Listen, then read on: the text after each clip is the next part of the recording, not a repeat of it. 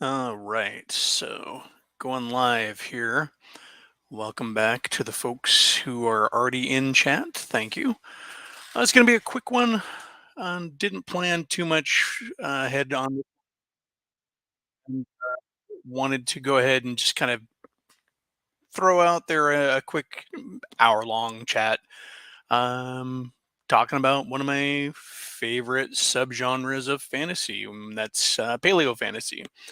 Um, Something I've been into for a while. I mean, I don't think you can grow up when I did and not have and be a fantasy fan and not have it somewhere in your DNA. Way too many caveman versus dinosaur movies, just Lost World movies, books, comic books, TV shows, cartoons. That was all really popular growing up, and so um, the uh, the roots of I've been working on this paleo fantasy thing for years, just trying to figure out how to make it work. And recently, I binged watched Primal, which is amazing, and it really got me thinking about it again. And with all the recent hype about OSE, and then learning more about the system and really kind of getting a feel for it through watching some other videos by some other folks, most notably Mage's Musings. So thank you for your uh, characterful and informative videos. Um, but that really made it come together because I feel like the setting does require sort of a lower mechanic, simpler system to really work. It's not a gritty system. It's not a setting that is really needing to have a lot of oomph. Um, as far as so Grumpy Old Slan, the thumbnail, that is actually an artist whose name escapes me at this moment. Just a moment here. And I'll see if I can go ahead and get this presented for you. The thumbnail. No, I don't have it. The thumbnail was it's an art. It's a piece of art from a textbook, I believe, actually, or one of those kind of National Geographic articles or something to that effect. But it it was just out there. The name is on the image that I posted. YouTube cut it off, so I'll put it in the description once this posts. Um, let's see. I don't know if I'll get to do review caps. Um, we'll see how it goes once it starts playing.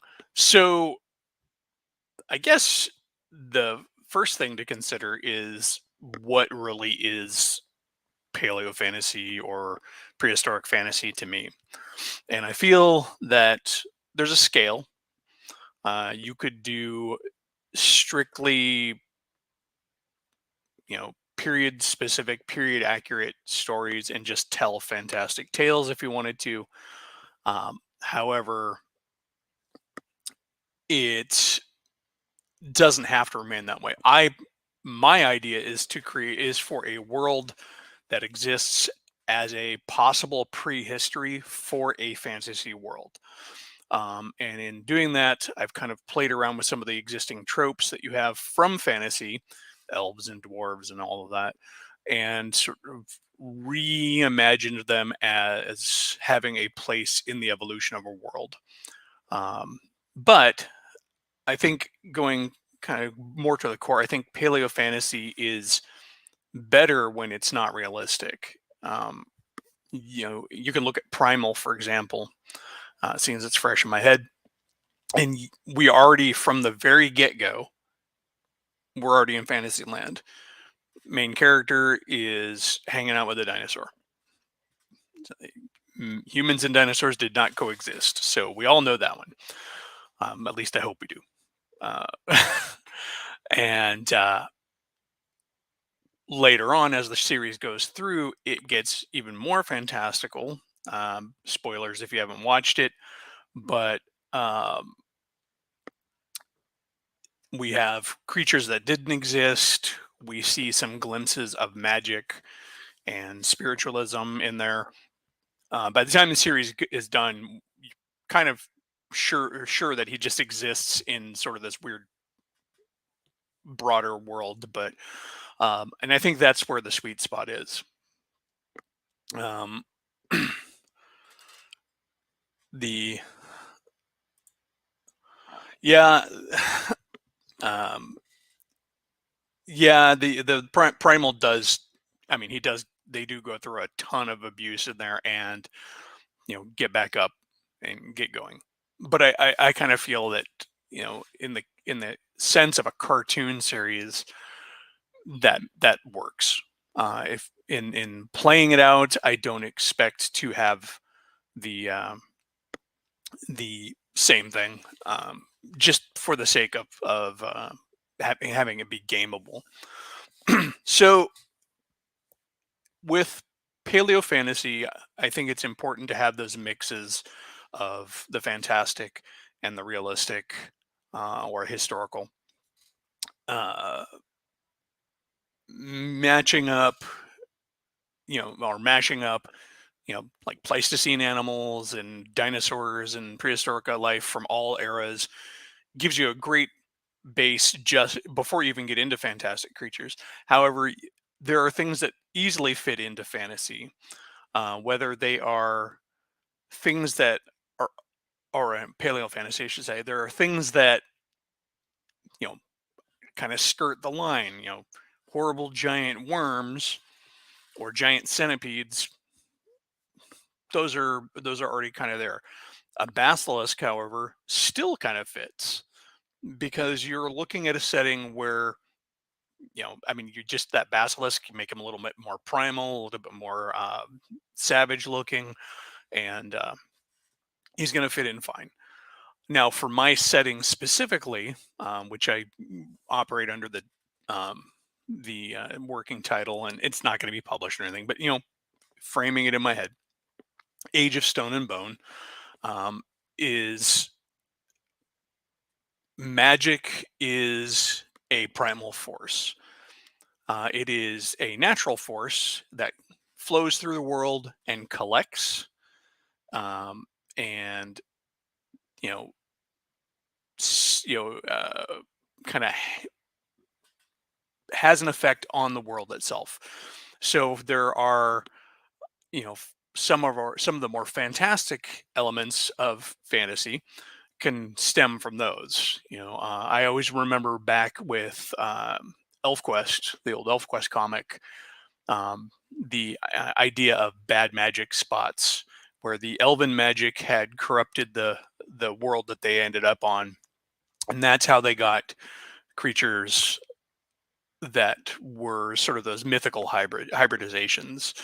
His character in that comic named Madcoil, and he is literally a um, a saber-toothed tiger and a giant snake in a fight in a patch of bad magic that got fused into a semi-intelligent creature.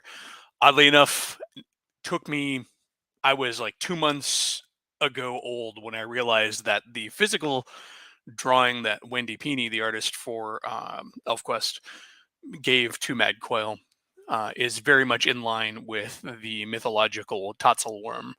Um, and so, but hers fitting for paleo fantasy. ElfQuest is a paleo fantasy in kind of a weird sense because the elves crash land on prehistoric Earth, and them and their troll and fairy companions have to survive. And so, but her Madcoil creature is, it's a tonsil worm, but it's brutal. Um, a griffin or a chimera is easily explainable in paleo fantasy. Um, Things like undead, or ghosts, can easily be worked in too as results of this magic through the world. And in my game, in Age of Stone and Bone, the quest for magic sort of um, parallels the real world quest for fire. Magic is something that helps you in the world, but it's hard to find, it's hard to make, it's hard to keep, and so it is a resource to be gathered.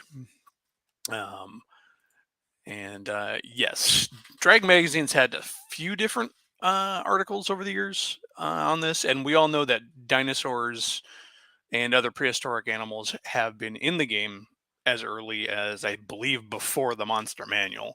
So although anytime you mention dinosaurs in D&D, suddenly there are pitchforks and torches come out. And yeah, yeah, Omenal, this is actually something that factors I actually have this framed out in my world as a possible place for creepy undead. And those patches of magic could reanimate the dead. Spirits wander the world, and so the D&D stats for ghost are easy enough to have for spiritual things and the like. Let's see. Getting players to keep in character and commit to the primitive mindset, losing them. That's true. And I think there's especially in a game like with a setting that I'm creating where my world will include everything from Stone Age all the way to the far end of Stone Age. So anything that could have been built with stone tools has the potential to show up in this world. Pyramids, um, you know, vast cities of mud, cities of bone. I mean, going back to Omenal's idea, I even have an idea of an actual city built from the bones of prehistoric life, and that is, you know, that's where you can get some of the extra fantasy in there. Um, it's hard. It's going to be hard to get characters to focus or players to focus their characters on not wanting to go out and automatically be from a pyramid builder society or from the city of mud.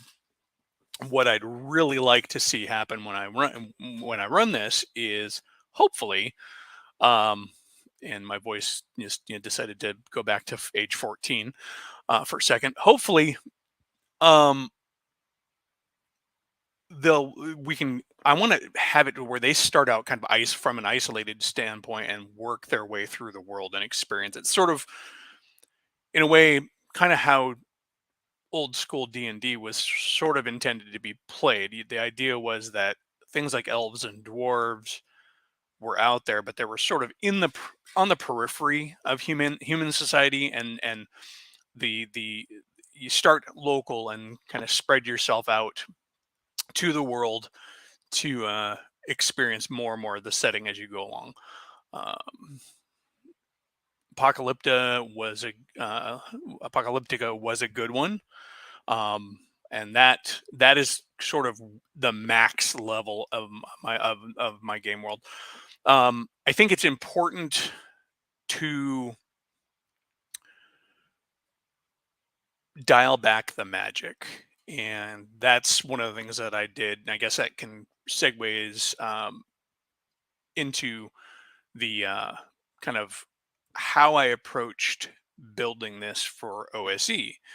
And so there's some good work that got started um, from a really when I first started looking into OSE, I immediately found um, this, and this is Primal Quest. Now, Primal Quest is done by a guy by the name of Diogo Nogueira. Pardon me if I mispronounced it. The artist Felipe Feria is awesome. This started out as an OSE project, um, and then he morphed it into his own system. So, if I really wanted to run this and not do any work, I could just run it using Primal. Um, the core game on this is pay what you want on drive-through and through his own site, so it's I'll plug it. Um, but his blog had a bunch of work that he had done early on with his with his work for OSE. And let's see. And yeah, primitive and ritual spells would work. Shamanic magic. OSE in Carcass Crawler has a cool class for a downplayed spellcaster whose magic is done through skills, sort of like on a thieves skill kind of a chart. That's the mage. It was in Carcass Crawler number 1, I believe. Let me see if I can find it here. But it really worked nicely in the sense that he has some healing ability, and he has some sort of he's a lot of like minor skills like mesmerism and all these things that really line up with um, General Net says it was in issue 0. That's very possible. Um, the mage, I think, fits a shaman really well. Uh, and when I was going through classes to pick for the game setting, because I got rid of wizards and clerics because I didn't want a lot of flashy magic and easy access to spells. And one of the keynotes of Age of Stone and Bone is that uh, gods and the like haven't really started to coalesce in the sense of where you would expect for a cleric. They might exist, say, on some of those big pyramid building cities and stuff. As you start to get into the civilization, the more advanced civilizations of the world, you might run into those. In fact, as I was looking through all of the carcass crawlers and OSE advanced and stuff, there's a lot of races that jumped out that could easily be reskinned for the prehistoric world. And I seriously edited myself from just dumping them all in because I felt that it kind of muted the focus. Um, yeah, baby gods would be a good example. They're still spiritual. You're still going to have the spirits and they're the concepts of a higher power there. But I feel like as the world is primitive, so should those gods also be primitive. And because this is Paleo-Fantasy, there's always room for things like elder gods, ancient beings that are laying there. And part of my personal world is kind of paralleling uh, Earth and its cycles. There were the ancients, and then the dragons came, and those dragons messed up the world, and the ancients saved the world by making it go cold, but they also kind of ruined the world, but that also made the dragons go dormant, except for in little pockets, and all of those dinosaur reptile minions of theirs kind of went dormant. The world is warming up again, and so new species are coming through, and the dragons and their descendants are spreading around. And this is actually how it kind of played in with some of the demi-human races. And I'm doing race for races class because I feel in this case that archetypical presentation really does work well, um, and helps to focus what's important about those classes. Um, let's see here. Yeah, and for this is why the mage from Carcass Crawler really works well. They have a minor healing ability, which is a skill, which is something they can do a day. It's like 1d4 or something like that, which isn't a lot, but it easily represents that herbal healing. Um, all of their magic is prepared magic through scrolls, or in the case of a primitive setting, that's you know carving of runes, beads, tattoos, whatever. It's they by the rules of the class, they have to make scrolls to do spells. And so I feel like that's a good way to limit, um, to make them seem more limited in their casting ability. And again, I didn't do clerics. In fact, I avoided any of the classes that had uh, like turn undead and things like that, because the undead aren't common enough in here in this setting to where I feel like that would be a worthwhile power. But also, I feel like it's not a power that really exists easily in the world. That's so primitive. The Let's see, other classes that I pulled in. Well, actually, here, let me pull this up here. So I'm going to go ahead and pull this up here. And real quick, while I'm doing this, just want to say kind of a shout out to some of the folks who are here: General Nut, Grumpy Old Slan, Echo, Mage's Musings, Omanel. Thank you all for showing up. Appreciate you being here. Few of you I appear in other streams with on the old Geeks channel. It's kind of what got me back to the interwebs and streaming. So you have those folks to thank.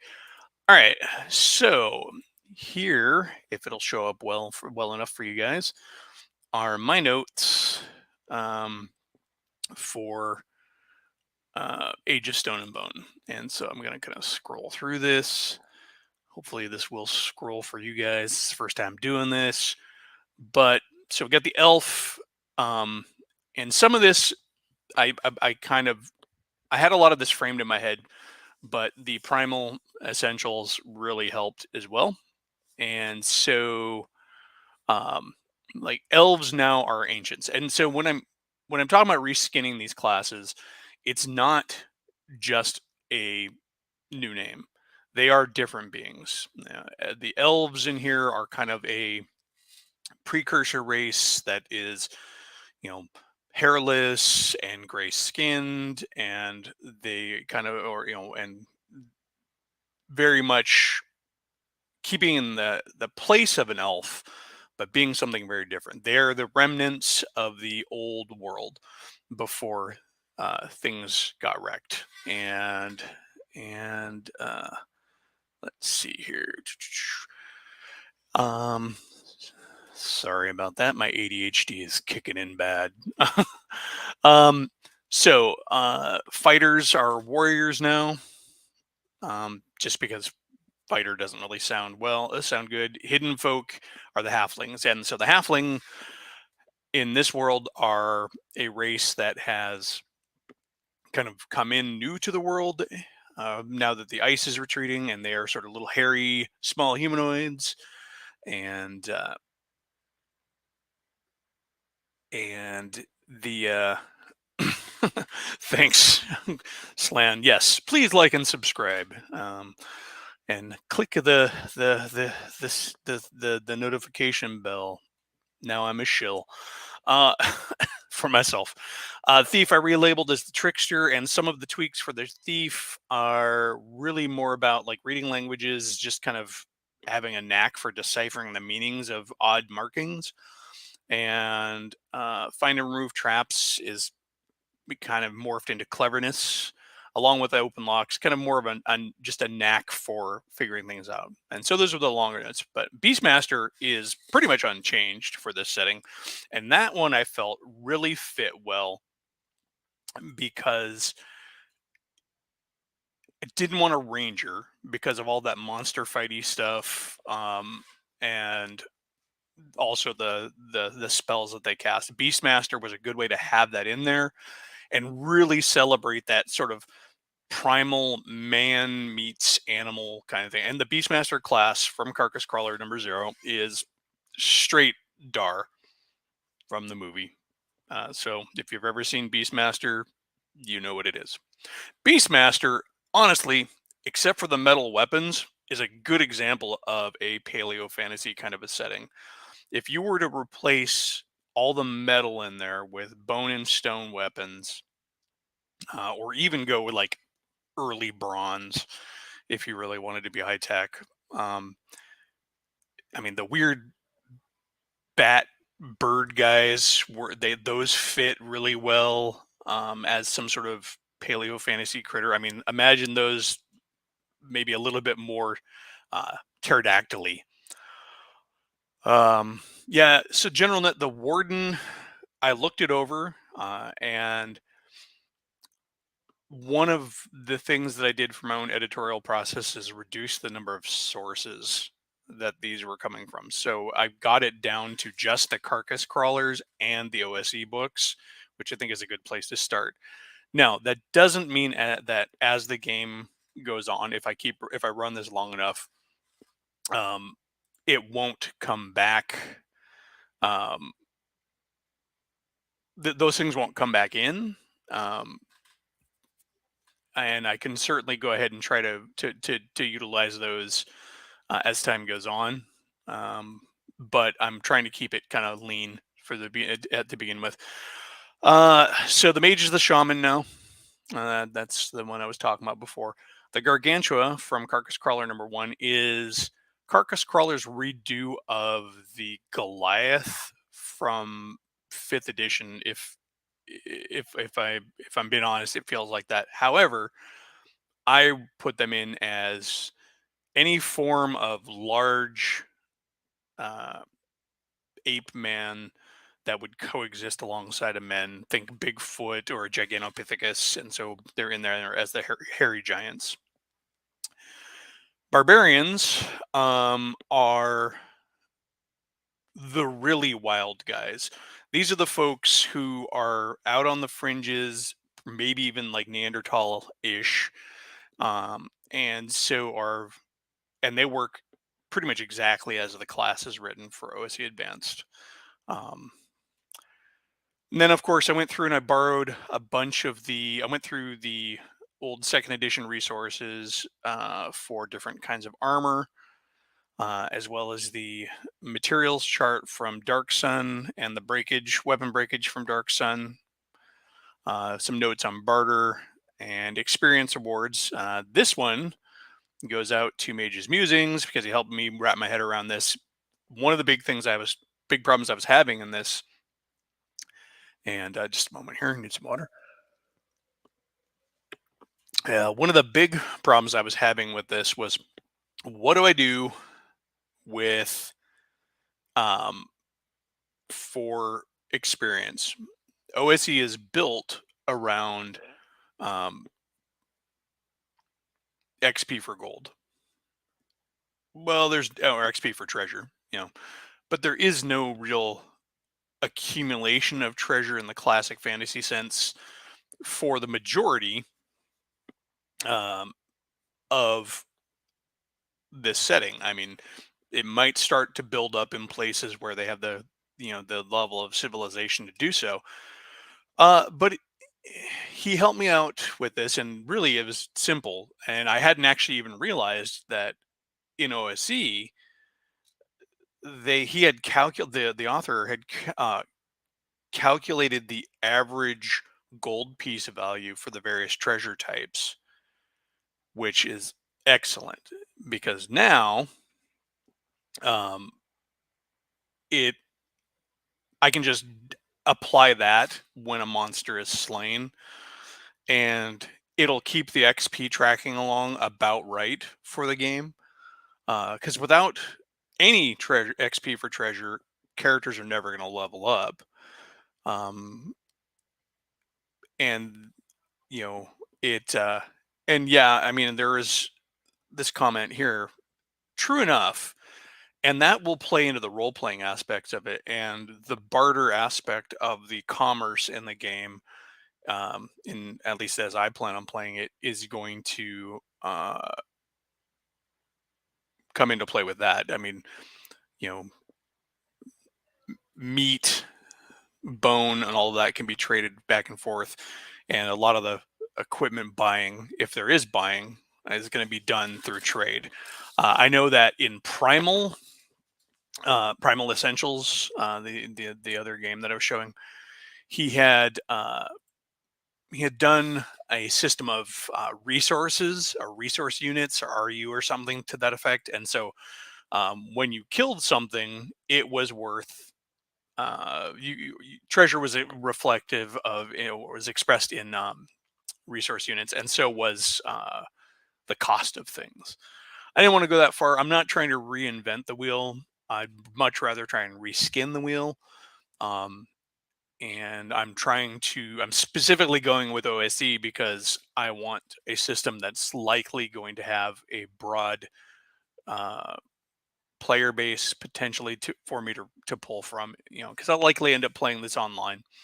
Um, it would be great if I could play it locally in person, but I mean, for those who know me from way back when, and I don't think anybody who does is actually in the chat here, but I've only been living here where I am now for 6 months, and so I have uprooted my entire life in the middle of my at 50 and moved everything here. So my gaming base is busted, and I got to relearn that. So my in-person gaming is really kind of at a standstill.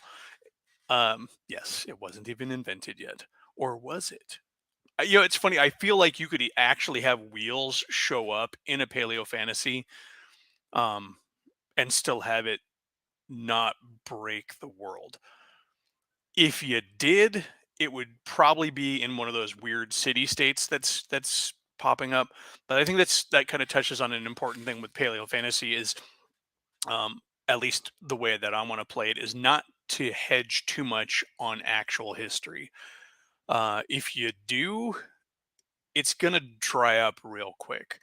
I mean, there's a lot that you can do without breaking that history barrier, for lack of a better term. But I feel that being willing to have things that are possible at this level of technology, but never happened, is not a bad thing. I mean, heck, if you didn't do wheels, then maybe big stone or wood rollers, a la the Flintstones. I mean, imagine some sort of battle chariot with big old, you know, wood roller, tree trunk rollers with, saber tooth teeth, or or flint bits stuck into it. Who knows? I mean, you could come up with all sorts of crazy stuff. Sledges were around too, so you could easily maybe have battle sledges. You've all seen that classic fantasy art of the bears pulling the big battle sleigh, with the barbarian on the back. That would fit. Um, you know, and yes, realistically, yes. Um, yeah, but again, we don't want to hedge. We don't want to lock ourselves into reality too much. Otherwise, it's really boring, because really our characters are dying from the first couple of infections they get, and it's really slow. Not to mention, a caveman versus a T-Rex is something that never happened and probably would never have gone well for the caveman if it did. Uh, so, although T-Rexes in BX are insane. They're like 20 hit die monsters or something like that. It's insane. Um, I just statted one up today for oh wait, I'll give a sneak peek of what I was working on today. Um, and that's going to be my first adventure. That I like to write my adventures as close to like writing them for consumption as I can. But yeah, so here's what I'm working on right now. And so this is kind of where I'm going. And in this, there is the possibility. I was doing a random encounter table for that, and like classic random encounter tables of yore, there are some things on there that are player killing. But just like that black dragon you run into while you're going through the swamp, or that green dragon in the woods. Um, yeah, so that's me rambling about my intent and my ideas, and that's kind of why I threw this out here, because maybe hoping, just maybe a little bit of an ulterior motive to sow some interest for playing in the game that I want to run. Um, but yeah, I am easily, yeah, I got about I've only killed about a half an hour of my allotted time. Folks have questions or topics that they want to throw in, that would be cool. I can read those in the comments. I'm going to backtrack through the comments, see if I missed any nifty tidbits. Let's see. Let's see. As I flounder a bit here. Yeah, it's so. I feel like my entire childhood and my upbringing and my my young adulthood prepared me for this. I read a lot of heavy metal back in the day. Um, Watched a lot of animated movies, a lot of live action movies, and there's just so much to mine there. And it's devolving into a Flintstones campaign. No, it will not. Yeah, and you're right. It'll probably end up somewhere there.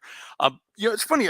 Even little scenes that aren't specifically Paleo Fantasy fit really well. There's that scene in, somebody mentioned Fire and Ice, and there's that scene where he goes to the burnt out village, and then the skeleton animates, and I could see that happening in a Age of Stone and Bone kind of setting.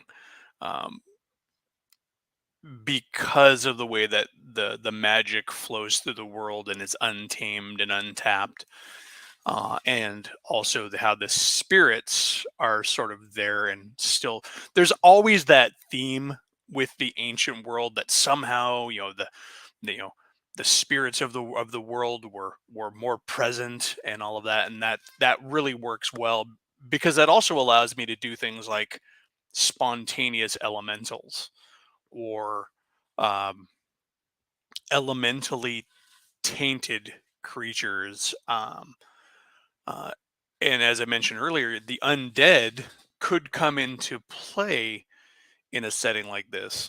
I mean, I could even see the possibility of things like a lich in this game. I don't necessarily know how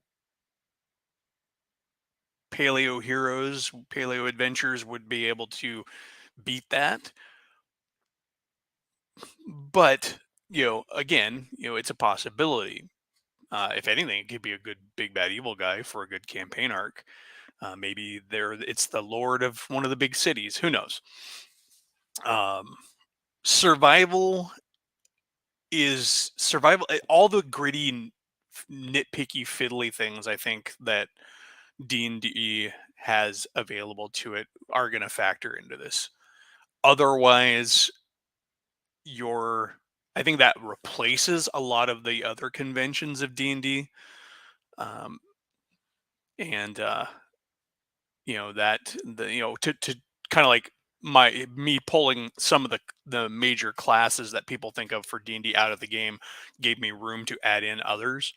Um, Although I forgot to put the dwarf in, and I was thinking about, do I want to put the dwarf in? And then I realized that in the way I'm thinking about this, I think the dwarves are one of those races that might exist out in the world.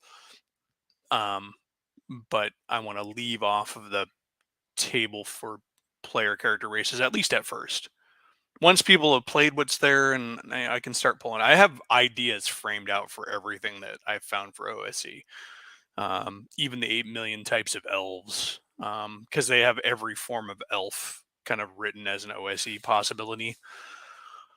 But Mages Musings, they don't have to beat the Lich, but it's a great monster to have on your hands. Yes, And it could be downplayed in the context of this setting. You could make something that's like a minor lich, kind of like the Hecuba in from um, from AD&D, how it's sort of a lower level priestly lich like thing.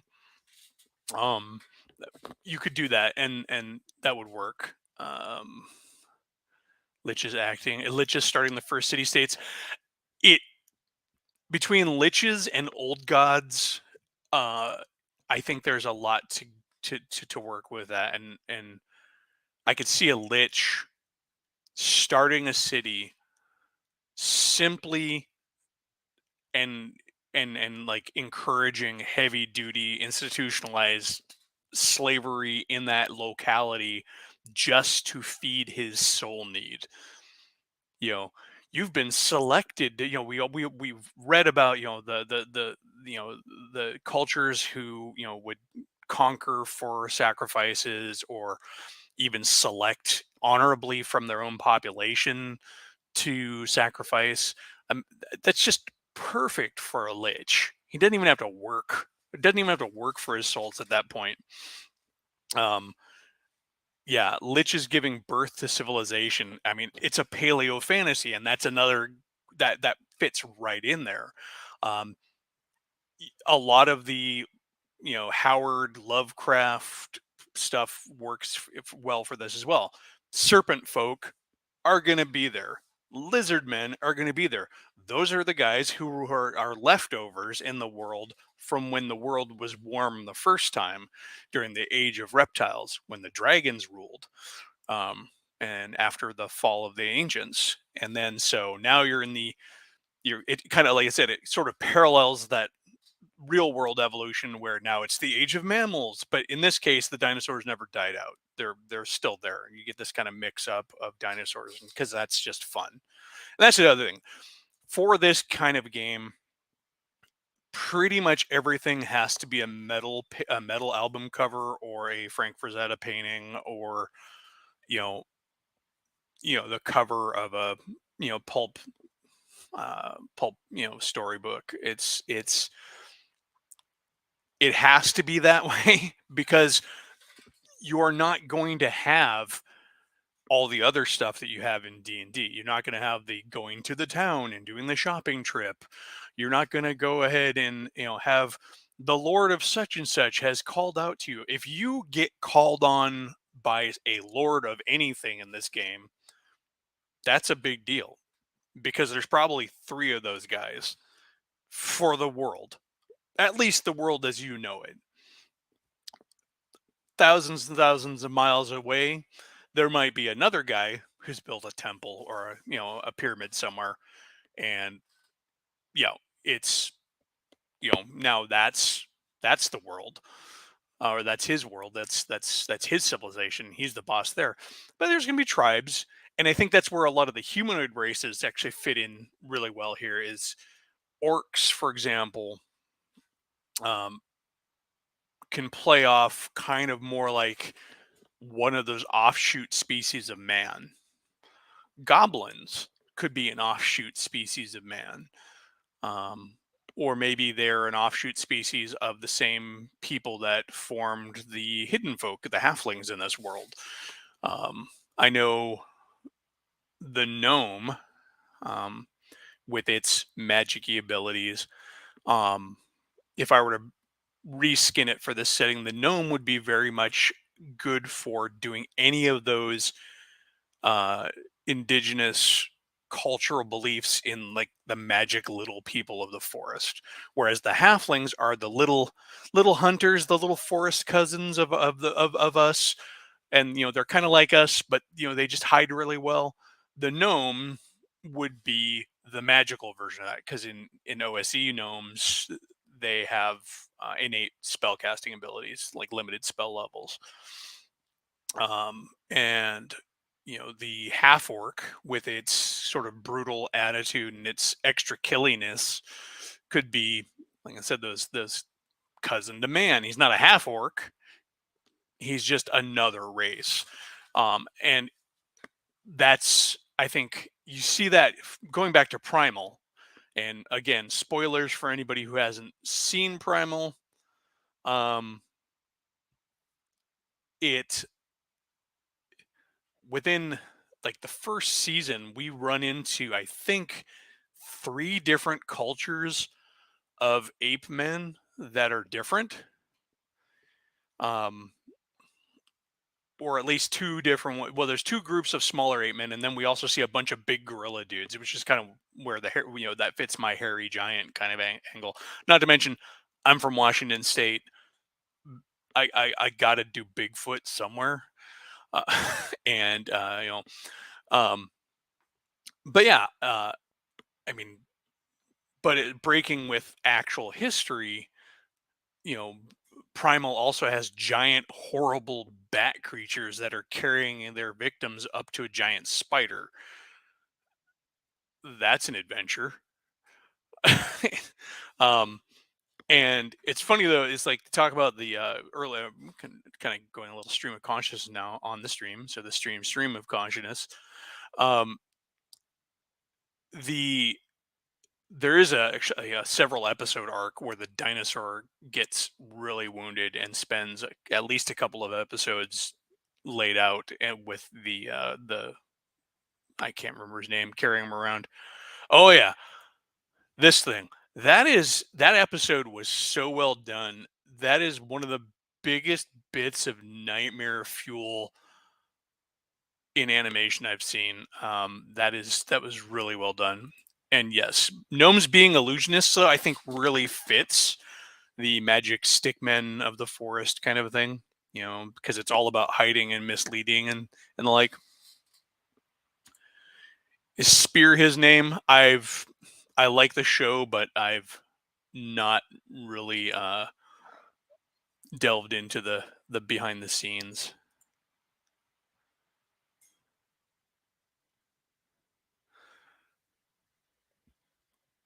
Uh, yeah, by the time you through once you get into second season, it's clear that Primal, that Spear and the dinosaur, I can't remember, it's like Fang or whatever. Um, they exist.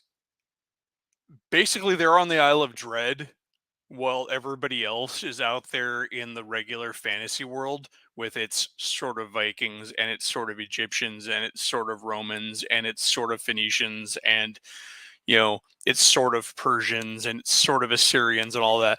It's that's the By the time I got through season two, that's kind of where I was like, okay, I get it. So he's from the Isle of Dread, putting it in D&D framework, and everybody else is like every other fantasy setting. Oh yeah, the Vikings on the Bears is the big thing. And those guys were pretty cool. But and then we also had like Surtur. It looked like at one point the one dude gets reanimated by fiery devil giant. Uh,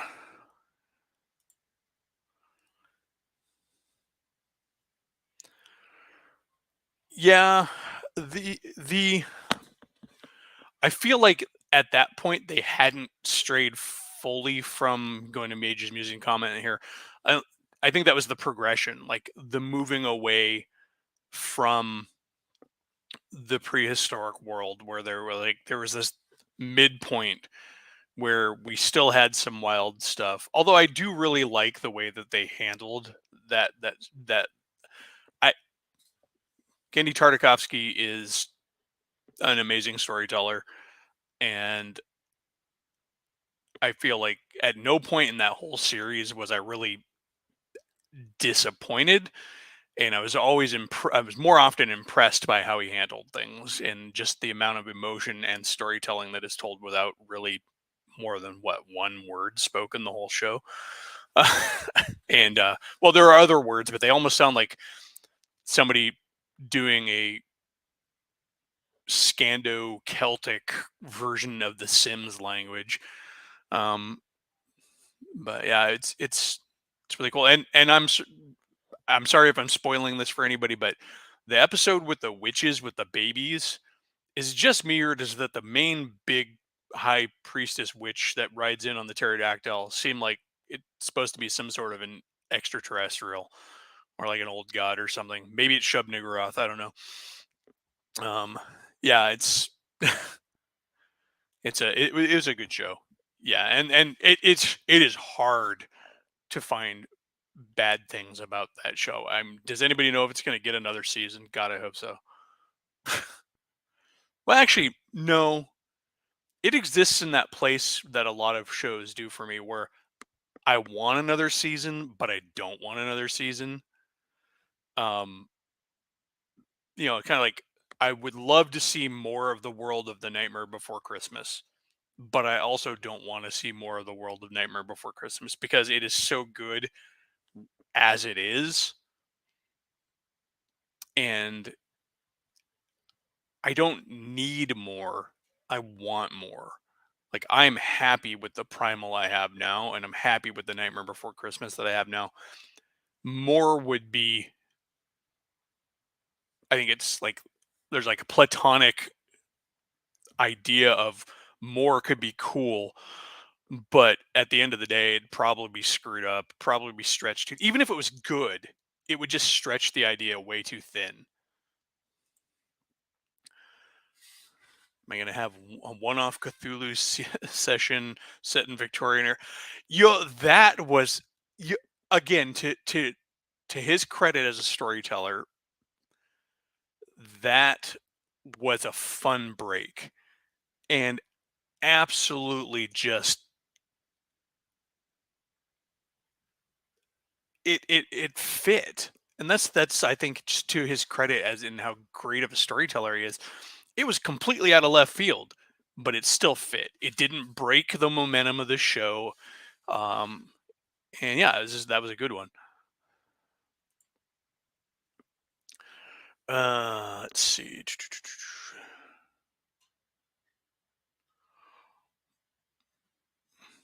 Yeah, I'm kind of glad that that's and the end that we got, I feel is a really good end.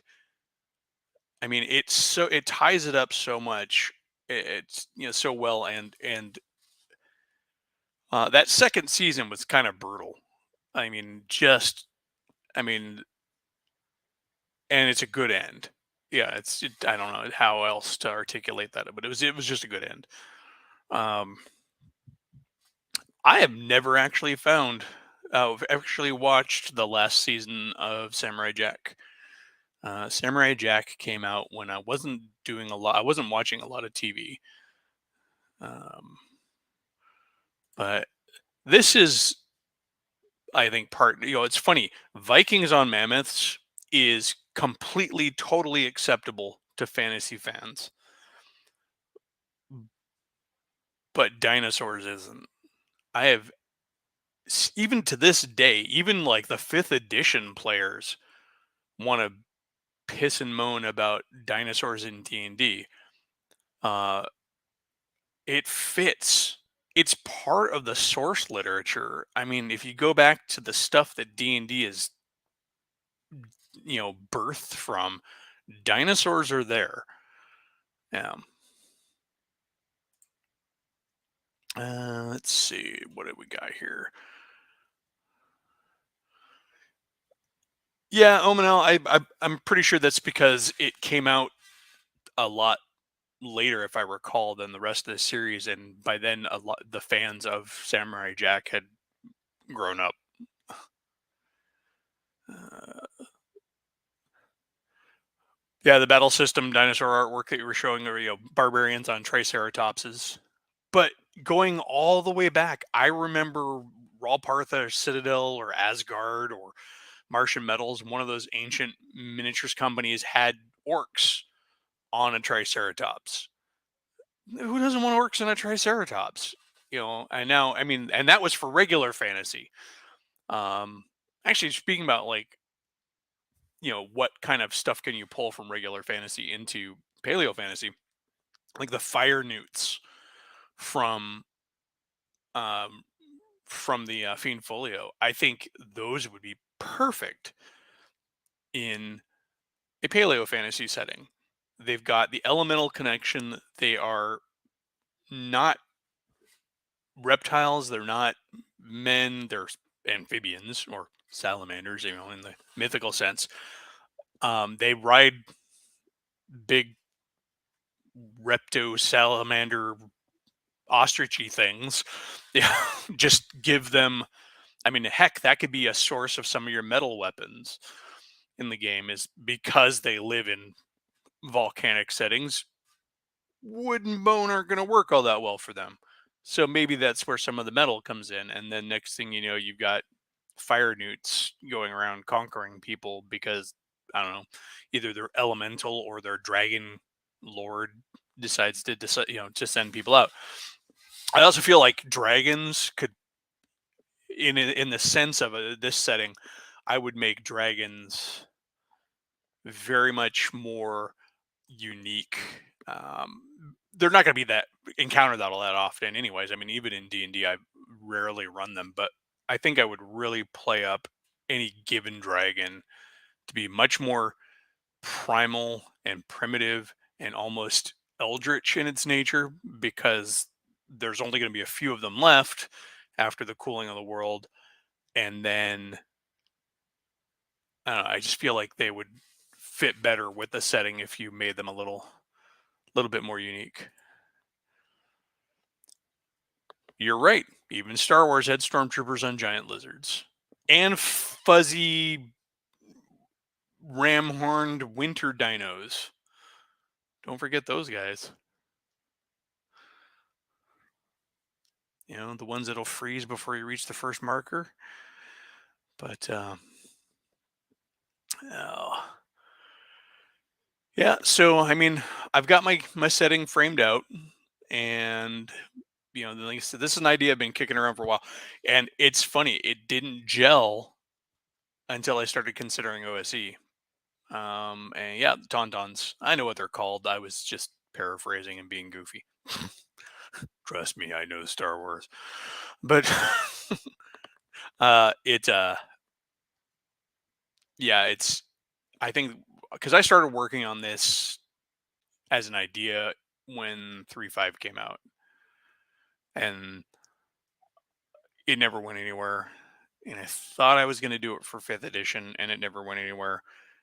And really peeling it back and going to a races class simple system like OSE, really, I've gotten the farthest in actually writing down my ideas than I have for anything.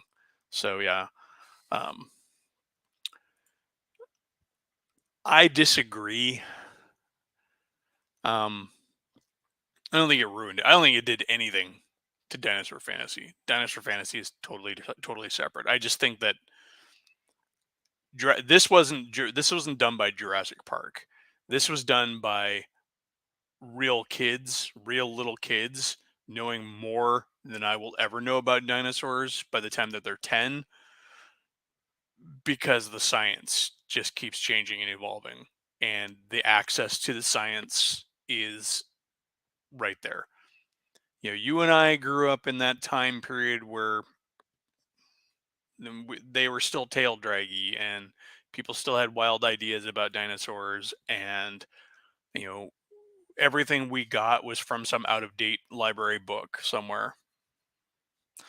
um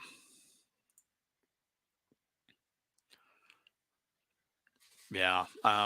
Well, you could always go watch Velocipaster, if you really want crazy dinosaur movies. uh, yeah, I mean, my mother tells me stories about how I used to pull my resources on her. We'd get in an argument, and I'd run upstairs and come down with a book and flip to the page and go, "Look, it's right there." Of course, I also terrified her and embarrassed her when her house guests thought that I had pulled the shell off of my pet turtle when I came downstairs with this shell off of my very realistic plastic turtle. "Mom, can you fix this? The shell came off my turtle," and the turtle had colored pegs to hold the shell on, and they were red and yellow, so it didn't look so great. But yeah.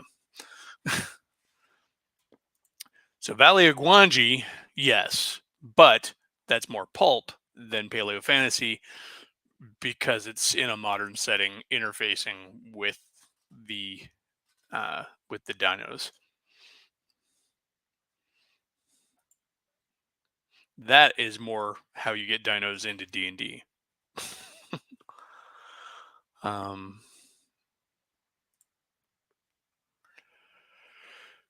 yeah, it's I was a weird kid. I think by 6th grade I had read everything in the library on World War II also. Not a lot of 6th graders reading PT 109, but let's see. I have no idea how many people are watching because I don't know. Oh, it says 5 watching. So there's 5 of you, but that's good. It's a solid core. So King Kong Skull Island is great.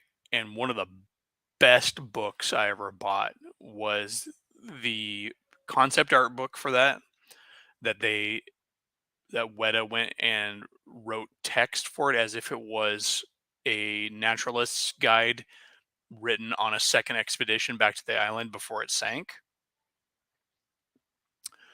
And now I'm down to 4. Somebody quit just to show me. um, but no, it's really cool. And actually, when 3.5 came out, uh, somebody had gone through that book and made stats for every creature in that book.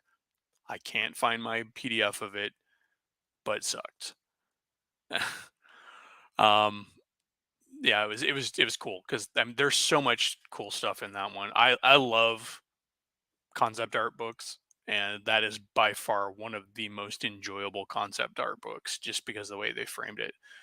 Uh, it's better in my head than a lot of the Star Wars ones that come out.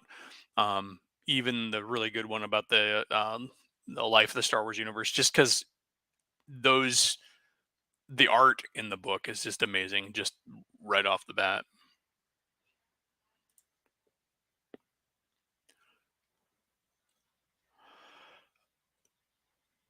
Yeah, it's funny. I so one of my so I've mentioned it before, but I also I have a small range of miniatures that I produce. I don't sculpt most of them, so I always very careful to say that I produce them. I hire much more skilled people than myself to do the majority of my miniatures. I can sculpt. I just don't have the. I'm not good enough and proficient enough to have that kind of productivity that I can output. But one of the very first full range I did was a range of science fiction raptors, and because all of my creations in miniatures, even though they're going to be on the table and people are going to use them however they want, I always have an internal story that guides their creation. And the race was called the Chewok, also known as the Space Raptors. They are actually named after an acquaintance of mine, a friend of mine. I try to name all my alien species after friends. Um, I just twist their name. And it was tongue in cheek that they knew that they came from a different place. They didn't evolve on their home world, and that they had left their original world 65 million years ago. Um, and the whole the whole wink, wink, nudge, nudge there was that if humans ever got a hold of one of their bodies and then did a DNA test, they would realize that they share DNA somewhere along the lines with these aliens because they are the original Earthlings. They just got smart and left the planet before the asteroid hit. But yeah, that was a fun one. That, uh, but I actually threw some pictures of that in the discussion between Omanal and I on Geek's page. So if you're ever curious what those look like, they're done in 15 millimeter scale for the whole range, and then I have one squad of them in 28 millimeter. So they're metal. Um, yeah, you got me talking miniatures. Don't do that because it's probably right there up there with tabletop RPGs for me. Um, but yeah, let's see. Oh, somebody doesn't know about my stream. Hold on, let me fix that. Any of you are familiar with the Veritwood miniatures game? It's a miniatures game of skirmish combat in a folk horror environment.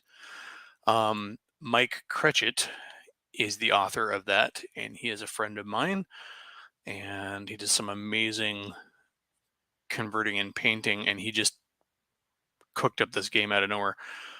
Name's Stout, mostly known for dinosaur art.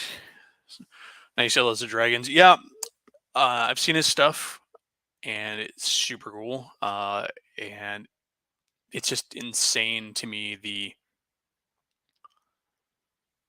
level of detail and understanding we're getting for dinosaurs. I mean, honestly, the dinosaurs as we understand them now,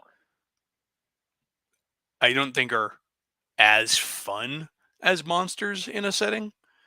Um, because yeah, they they just they're too real, especially when you consider that the T-Rex probably honked or quacked. Um, so yeah, there's that. Let's see. So I am over an hour, and so should probably be drawing things to a close. Anybody have any questions or remarks or anything else I wanted to bring up? I'm going to borrow from Geek here, and if anybody has a channel, um, go ahead and put it in the comments there. And because I know I've already mentioned Mage's Musings, I think his channel. If you're a D&D player and you're not watching his stuff, then you're doing yourself a disservice. That is true. I'm just saying, like, if you're basing your stuff on real dinosaurs, they're much more bleh. Although fifth edition did give us the zombie T-Rex horking up zombies. That's a great encounter. Um, that was in Tomb of Annihilation. Spoilers. Let's see. Yeah, but let's see.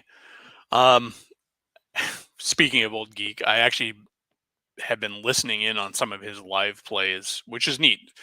I don't know if you realize that, but when he's running games or games are being run on his channel, you can just kind of creep in there and put yourself on mute and listen. It was listen to their game today. Saxius running Shadow of the Demon Lord today, and uh, I have to say that was that was more entertaining than a lot of higher production streaming and other real plays that I've listened to.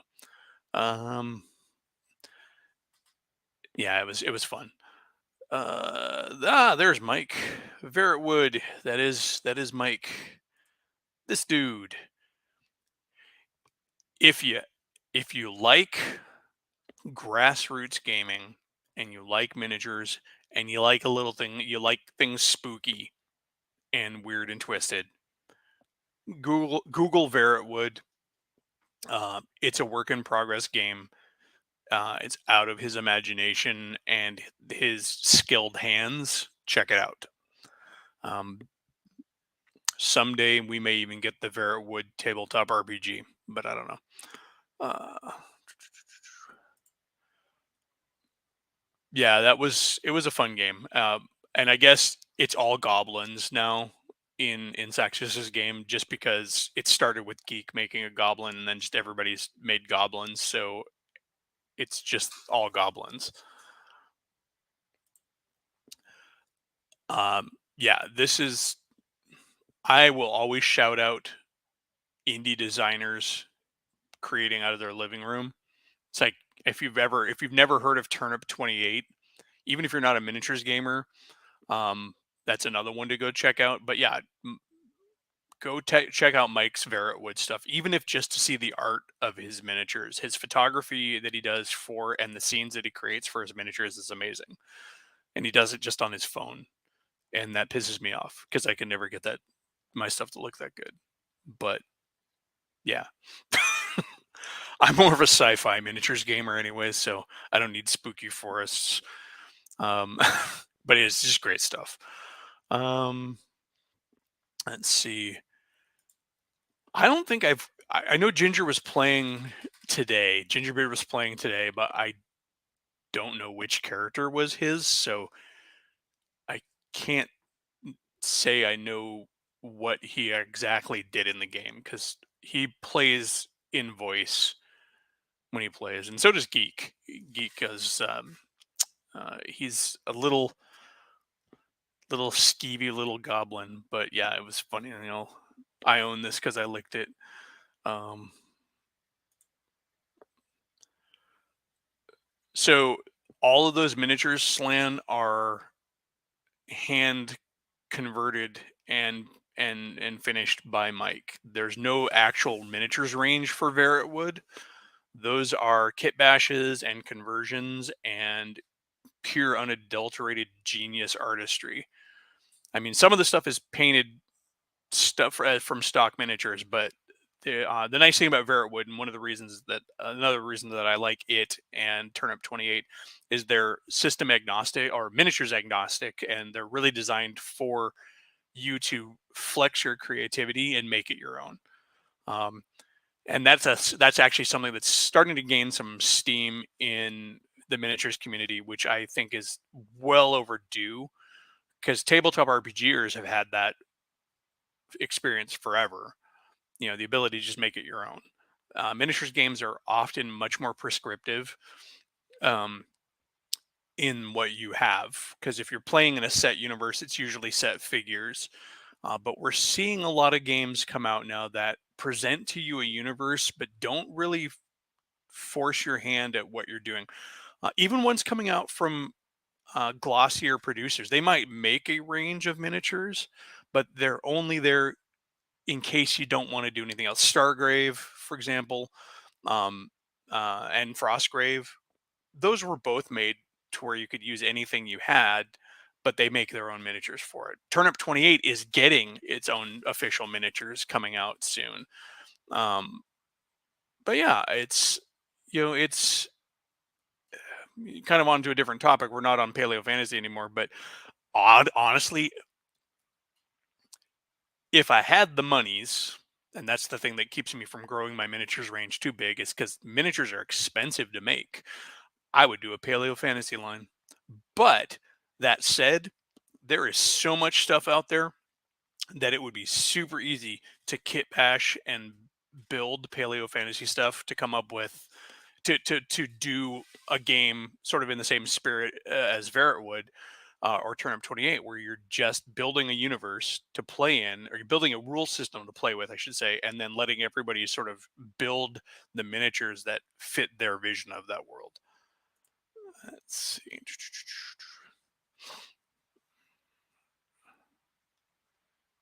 Getting the wagon loaded. Okay, is that Ginger? All right, dumb luck.